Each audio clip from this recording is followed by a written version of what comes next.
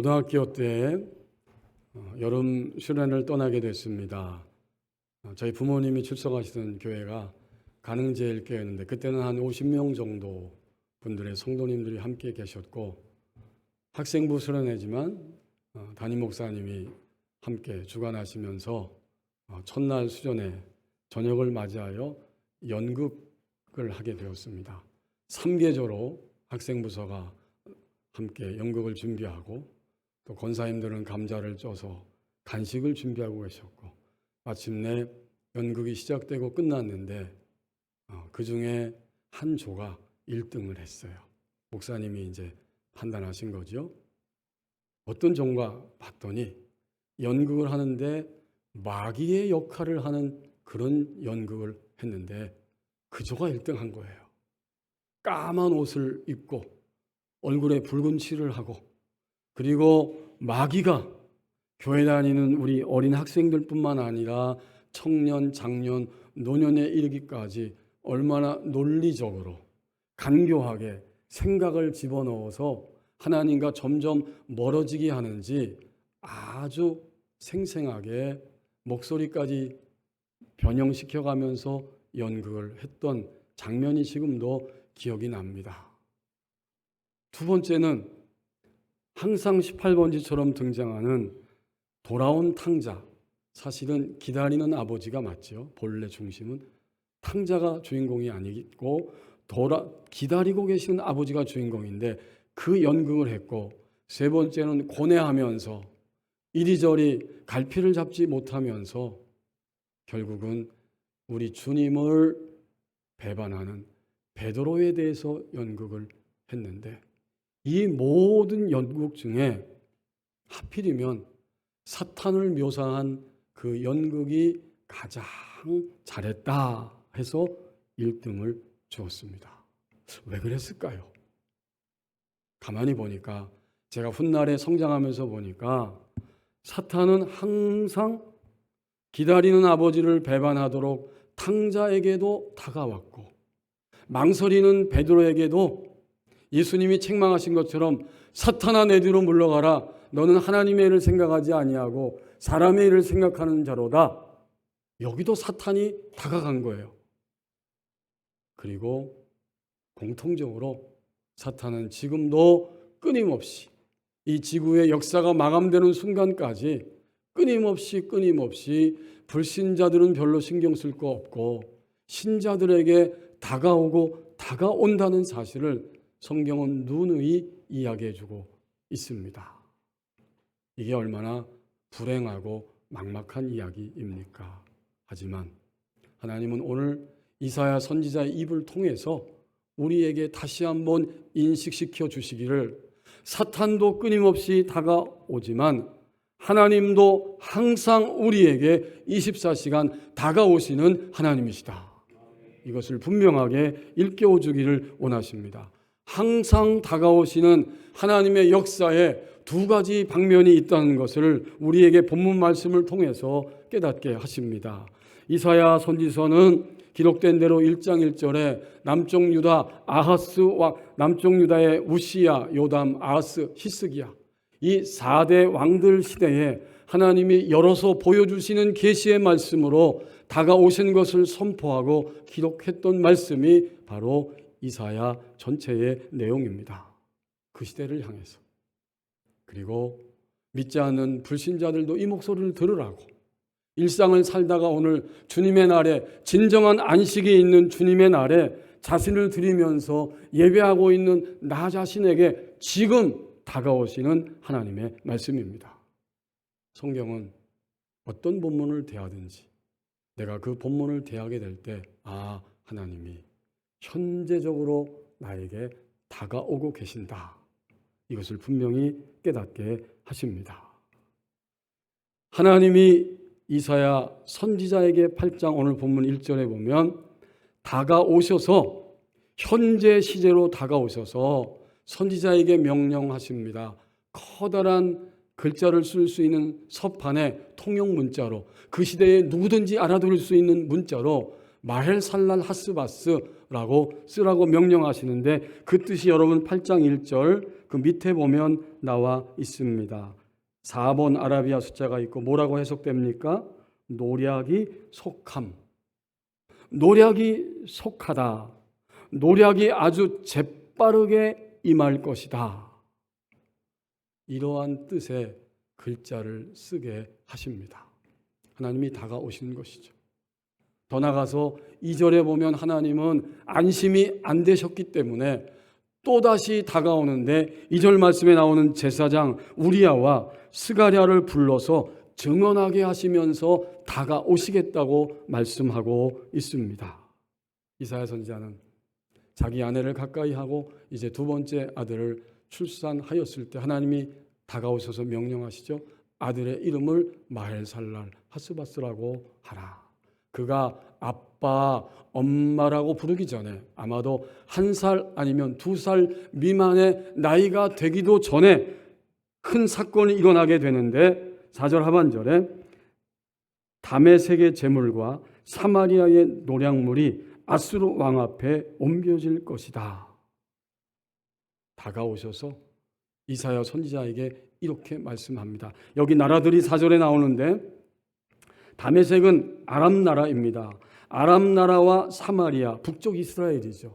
이 두 나라가 놀랍게도 섞일 수 없음에도 불구하고 하나님 백성인 한쪽의 북쪽 이스라엘과 이방 나라인 아람 군대가 서로 연합군을 형성하고 그리고 자신들의 역사를 그들이 쓸 수 있겠다고 생각하면서 서로 힘을 합쳐서 지금 득세하고 있는 상황이지만 때가 되면 그 연합군이 무너지게 될 것이고 그들의 모든 노략물과 재물들은 어디로 가느냐? 4절 끝부분에 있는 것처럼 그 당시에 다른 득세하고 있는 세력인 아수르의 왕 앞에 옮겨지게 될 것이다. 이렇게 선포하고 있습니다. 확실히 하나님은 항상 다가오시는 하나님이십니다. 1절과 4절이 우리에게 증거하고 있습니다. 내가 믿는 하나님, 현재 2026년 이 8월 중순에 내가 믿는 하나님은 어떠한 하나님이신가? 여러분 어떤 하나님을 믿고 계세요? 오늘 본문 말씀에 의하면 하나님은 24시간 항상 나에게 다가오시는 하나님 되십니다. 이 하나님이 다가오고 계시지만 끊임없이 하나님의 다가오심을 불신하면서 왜요? 하나님보다는 지금 내가 당면한 환경과 일들이 훨씬 더 복잡하고 두렵기 때문에 본문에 등장하는 이 남쪽 유다의 왕 아하스는 하나님을 분명히 인식하지 못하면서 이사야 앞부분의 7장 2절 말씀처럼 바로 숲이 바람의 흔들림과 같이 그의 내면이 몹시도 흔들리고 있었는데 바로 그에게 하나님은 지금 이사야 선지자를 보내셔서 대면하게 하십니다. 얼마나 두려웠든지 숲이 바람에 흔들리는 것처럼 그의 내면이 흔들리고 있어요. 저 북쪽 이스라엘과 또 그 아람 나라가 연합군을 형성하였으니 이제 우리는 앞으로 어떻게 살아갈 것인가, 어떻게 한 나라의 백성으로 내가 견디면서 감당할 수 있을까? 당연하죠. 왕의 책임. 그래서 왕의 두려움을 가지고 있을 때에 다가오셔서 얼마나 우리 하나님이 친절하게 가르쳐 주시는지 이사야 선지자의 아들의 이름을 장명까지 하시면서 노략이 속할 것이다 라고 다가오시고 그것 가지고는 이 아하스가 돌이키지 않을 것을 아시기 때문에 제사장 두 사람의 그 이름을 거론하면서 이들이 증인이 되어서 그 왕의 귀에 들려지게 할 것이다.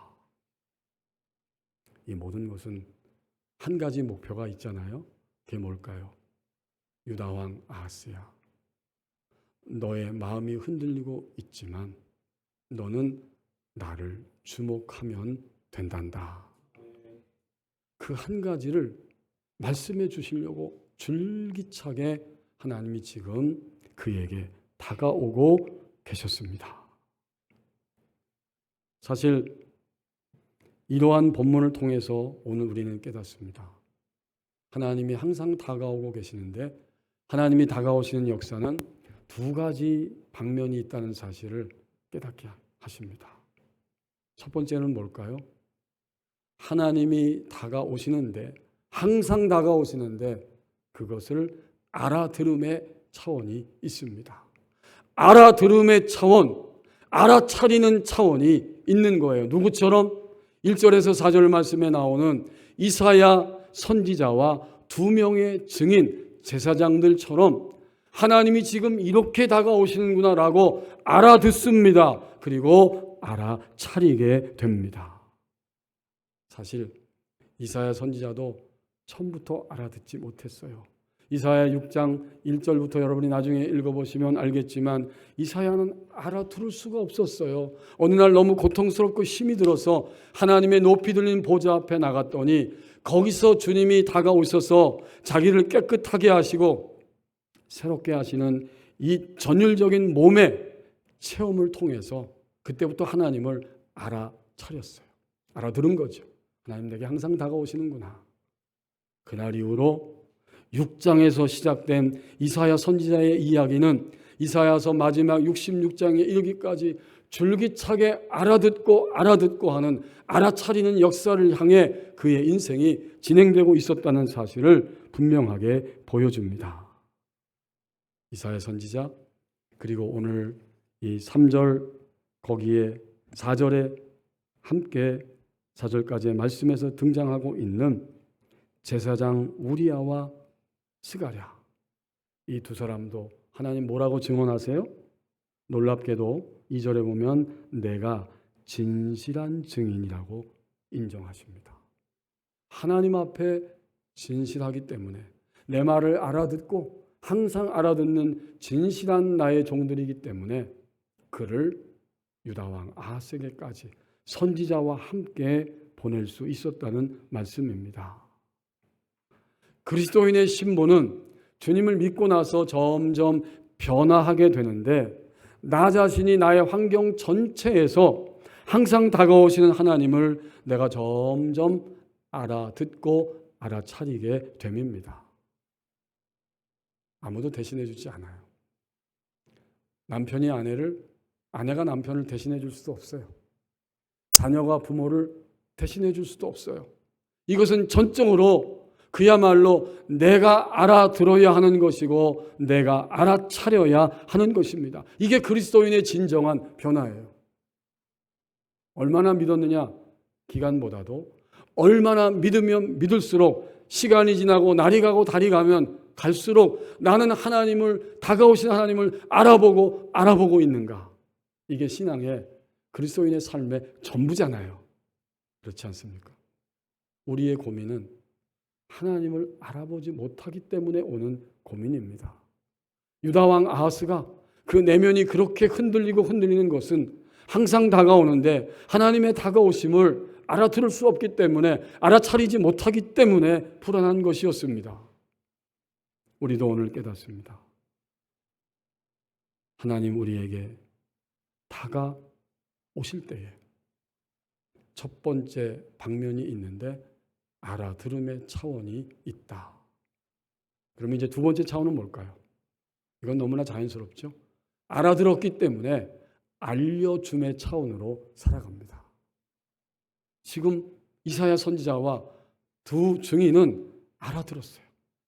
알아들었기 때문에 알려주는 자리로 자연스럽게 따라가면서 하나님의 심부름을 하는 인생이 되어졌습니다. 이게 하나님이 역사 속에 항상 다가오실 때에 완전체를 이루는 두 가지 방면입니다. 오늘 그리스도인의 삶은 이거예요. 알아들었느냐? 알아차렸느냐? 그러면 알려줌의 차원으로 하나님의 심부름을 하면서 자신에게 주어진 인생을 점점 살아가게 됩니다. 알아들음으로 내가 살아나잖아요. 그러면 이제 어떻게 돼요? 알려줌으로 함께 살아나게 됩니다. 그래서 현대교회는 소그룹 모임이 그토록 중요한 거예요. 목장이 없으면 절대 변화가 없습니다. 내가 하나님을 알아들음의 이야기를 서로 주고받으면서 더 큰 하나님의 다가오심을 우리는 경험하게 됩니다. 우리가 매일 밥을 먹듯이 음식을 섭취하면서 우리 육체가 건강함을 누리는 것처럼 소그룹을 통해서 하나님이 어떻게 다가오셨는지를 피차 나누지 않으면 굳어지고 딱딱해지고 점점 알아듣지 못함으로 제자리 걸음하게 되는데, 이것은 사실 제자리 걸음이 아니라 퇴보입니다.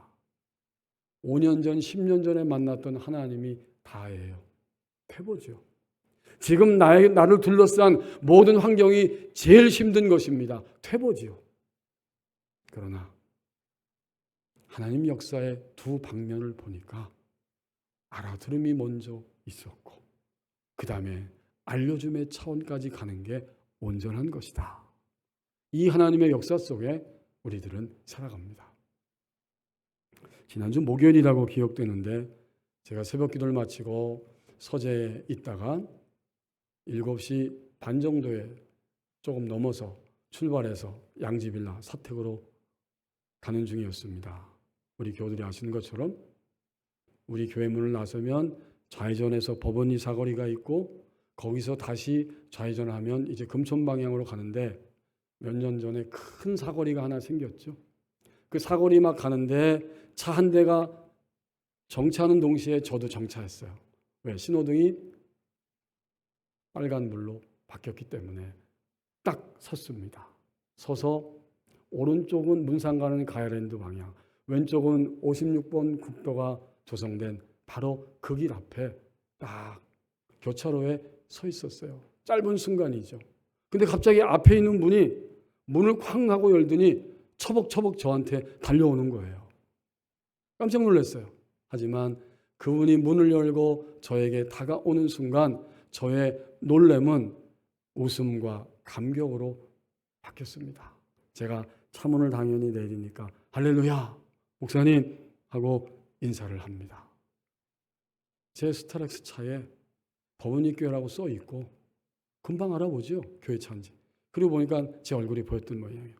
딱 와서 할렐루야 하면서 인사를 하시고 저도 악수를 했습니다. 어떻게 지내세요? 요즘 좀 더운데 건강은 어떻습니까?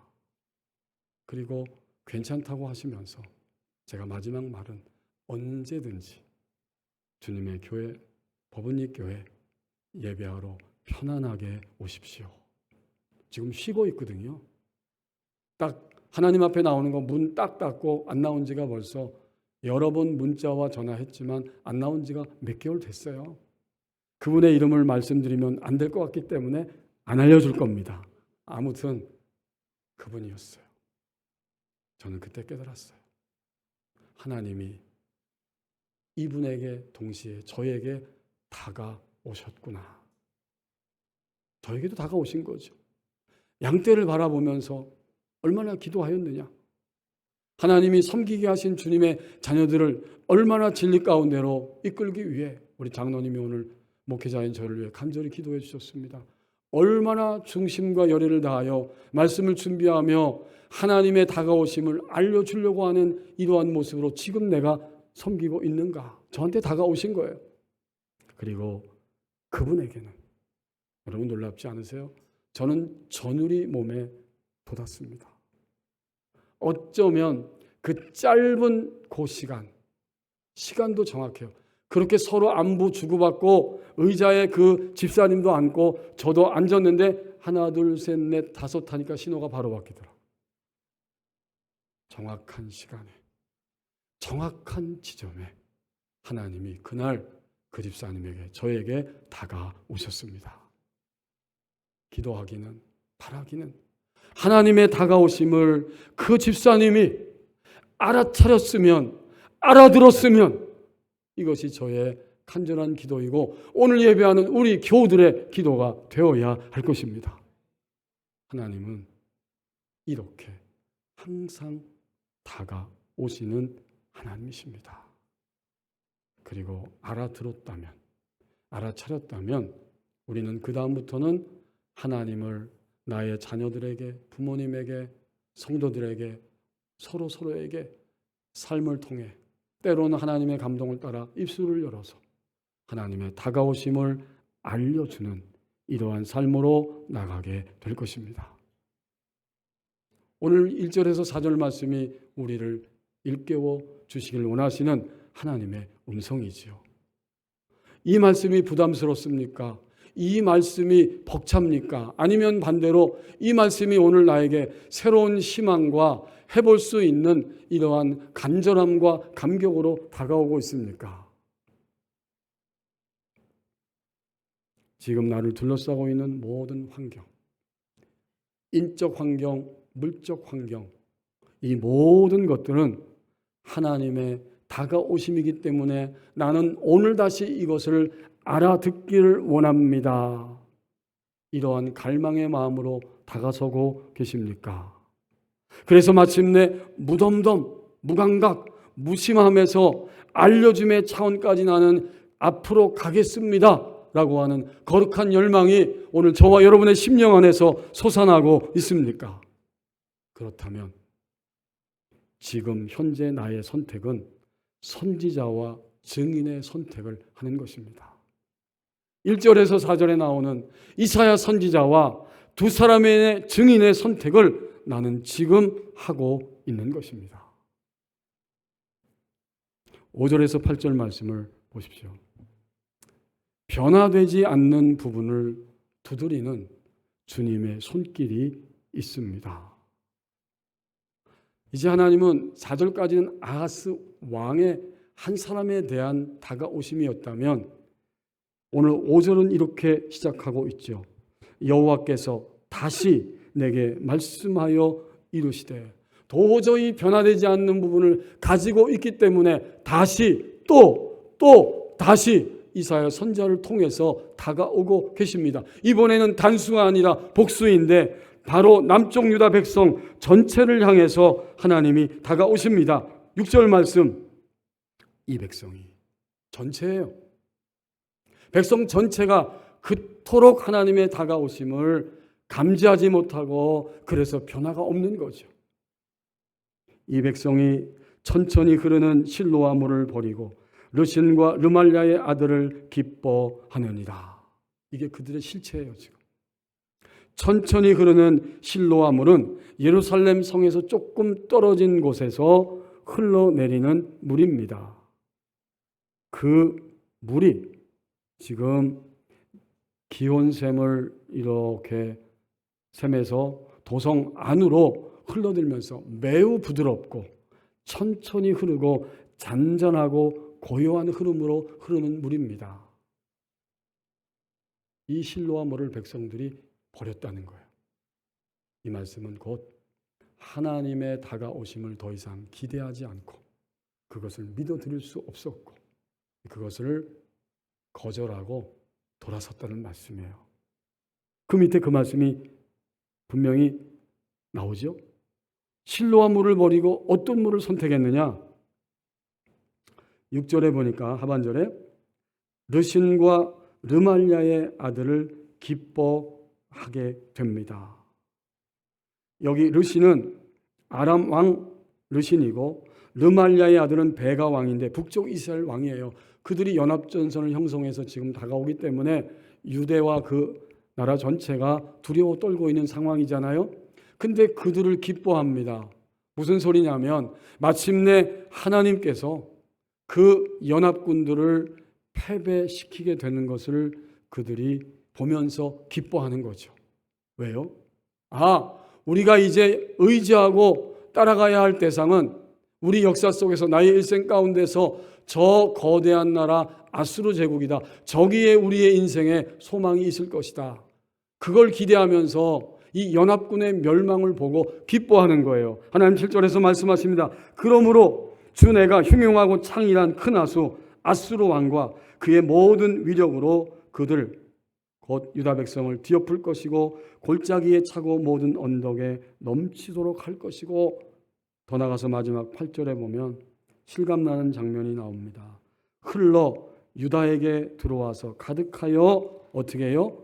목에까지 미치게 할 것이다. 점점 아수르의 정체를 알지 못하고 그렇게 죽어가게 될 것이고 위협받으면서 소망이 없게 될 것이다. 그들은 변하지 않았어요. 주님 믿은 지 10수년 지났는데도 안 변했어요. 주님의 손길을 경험했지만 안 변했어요. 그래서 그 순간에 유다왕 아하스도 백성 전체도 하나님께 소망을 두지 않습니다. 이것이 가장 큰 아킬레스건입니다. 오죽하면 목에까지 물이 차게 할 것이다. 죽음의 위협이잖아요. 저는 경기도 안산을 갔을 때의 그 마음의 아픔과 고통을 잊을 수가 없습니다. 수많은 학생들이 수학여행을 떠나다 배가 침몰되면서 죽었습니다. 차를 타고 안산에 딱 들어섰는데 도시 전체가 다 잿빛이에요. 그게 영적인 분위기죠. 죽음의 영이 거기 역사하고 있으니까. 수많은 학생들이 죽었어요. 바로 그것입니다. 아마 교우들도 그런 뉴스와 그 사실들을 아실 것인데 물이 점점 차오르니까 갇혀서 목에까지 차오르니까 이제 나는 죽었다. 그 시간에 마지막 문자를 남기고 떠나간 것이죠. 지금 이 장면입니다. 유다 백성은 이 사실을 알지 못해요. 그 커다란 아수르의 세력만을 좋아하면서 기뻐하고 있었던 것입니다. 그런 5절에서 8절 말씀은 현재 하나님이 나에게 다가오심을 결코 깨닫지 못하는 사람들을 향해서 하나님이 다시 한번 또 다가오시면서 외치는 말씀입니다. 변하지 않았어요. 절대 안 변했어요. 여전히 어떤 일이 왔을 때 하나님보다는 나의 방법과 나의 어떠함이 먼저 반응하고 내 안에서 정신없이 왔다 갔다 합니다. 물론 그거 하지 말라는 이야기가 아니에요.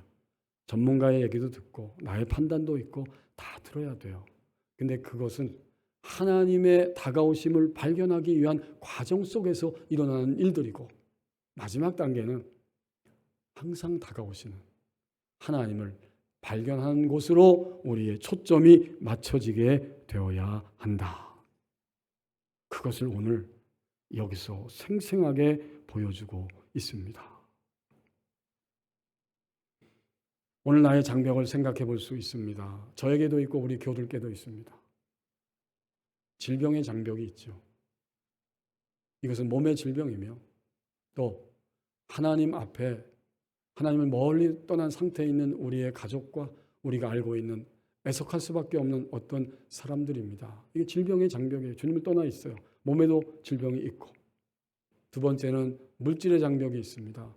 너나 할 거 없이 다 물질이 우리를 누르고 억압하고 물질 때문에 가장 힘들어요. 우리는 이 물질의 장벽이 있고요. 도저히 사람과의 관계에서 용서할 수 없는 이러한 사람들과의 장벽이 있으며 나의 내면의 열등감과 주눅듦과 교만함이 더해진 이러한 장벽들 앞에서 우리는 너무나 자주 하나님의 다가오심을 알아듣지 못하고 알아차리지 못합니다. 그리고 좀 더 세밀하게 들여다보니까 나중에는 어떻게 되는가 보았더니 나는 하나님의 알아차림을 알고 싶지 않다. 나는 하나님의 다가오심을 알아듣고 싶지도 않다. 이러한 절망의 자리까지 떨어지고 맙니다. 그래서 오늘 8절 본문의 8절 마지막 부분에 그렇게 말씀하고 있습니다. 그 절망의 자리는 정말 불행한 자리이고 거기까지 떨어졌을 때의 모습을 이렇게 8절에서 하반절에서 알려줍니다. 유다의 목에 들어왔는데 그 물이 가득하여 목에까지 미치게 되고요. 그 다음에 그가 펴는 날개가 땅 전체 내 땅에 가득하리라 하셨느니라. 나라고 하는 존재, 나와 연결된 모든 것 전체를 바로 이 절망이라고 하는 것이 덮고 있게 된다. 우리는 혹시 아직까지도 어떤 부분에 있어서는 이 절망 가운데 있지는 않습니까? 그것이 사실입니다. 무엇 때문에, 누구누구 때문에 아직도 주님 믿은 지 오래됐지만 그 부분은 항상 생각만 해도 절망이고 느껴지기만 해도 분노이고 온통 다 덮여진 상태로 있지는 않습니까? 오늘 하나님이 생생하게 이 8절 말씀을 통해서 아수르를 의지하고 그를 향해 다가갔을 때 그가 펴는 날개가 내 땅에 가득하리라 하셨느니라. 실제로 이사야 37장에 보면 히스기야 왕 때에 아수르의 군대가 18만 5천 명이 쳐들어와 가지고 왕과 예루살렘 도성 전체를 둘러싸고 있습니다. 그들은 그 절망감을 어쩔 줄 모르고 거기서 절망하고 있었을 뿐입니다. 물론 나중에 보시면 하나님이 너희들의 힘으로 되지 않기 때문에 천사를 동원해서 18만 5천 명을 하룻밤 사이에 송장이 되게 하셨어요. 이사야 37장 37절 말씀에 그 장면이 등장하고 있어요. 그런 날이 올 거라는 것입니다. 지금 유다 왕 아하스에게 명령하고 깨닫게 하시는 거죠.